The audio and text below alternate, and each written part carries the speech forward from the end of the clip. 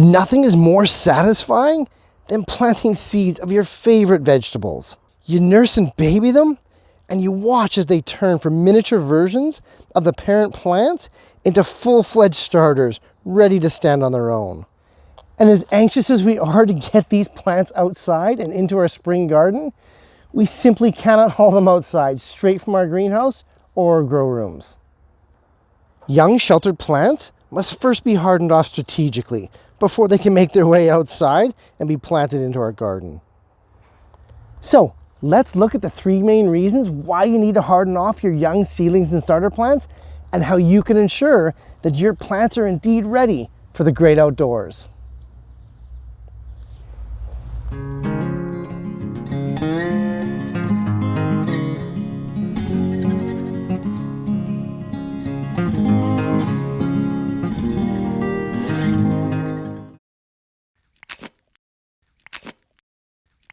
Plants are amazing organisms.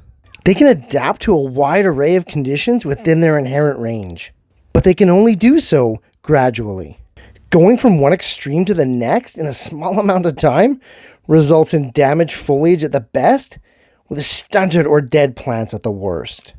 Today, we'll talk about the 3 main reasons that we have to harden off young plants and seedlings before introducing them outside, and we'll show you how to do it properly. So, let's get started. Probably the main reason for hardening off young plants that everybody is familiar with would be temperature. Summer vegetable starts are almost always first germinated indoors under perfect conditions, especially regarding temperatures. Plants grown in these conditions adapt to the temperature, and when taken outside in early spring, can experience shock or even death. To combat this, we can do a couple things. First, reduce that heat indoors where you have the plants growing to closer match the temperature conditions where they're going to go outside. And the second is to wait patiently until the outside temperatures warm up to where the discrepancy between the 2 temperatures isn't nearly as large. The second reason for hardening off young plants and seedlings is sunburn. Just like people in the spring, before we get our base tans on, plants that have been grown only under lights are very susceptible to sunburn. That is, their leaves have not adjusted to the power of the spring sun, and within a day, especially for the broadleaf varieties, they will quickly get sunburnt. To prevent this, we simply bring the plants outside for a few hours every day when the sun is not at its peak, exposing those leaves to more and more sun before planting outside. The final reason for hardening off your young plants in the spring is wind. This is often the most overlooked reason, which is ironic because it's also sometimes the most important.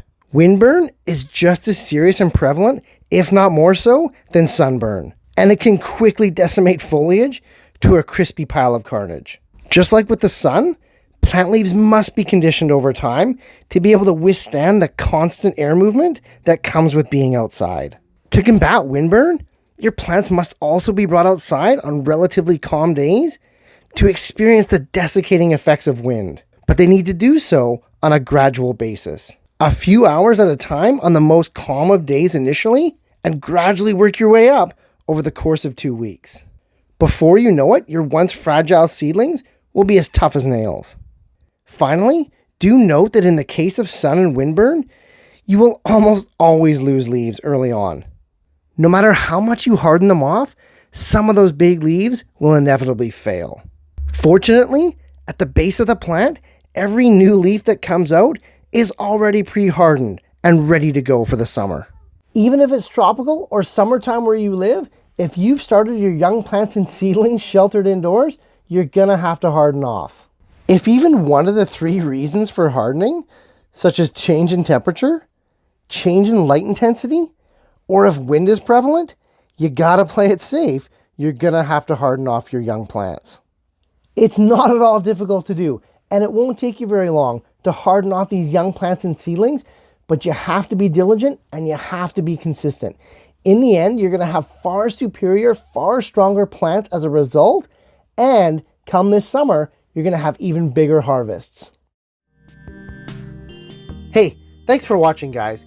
If you're getting value in this and the other series that I'm doing on YouTube, hit those like, share, and subscribe buttons if you'd be so kind, and I'll see you in the next video.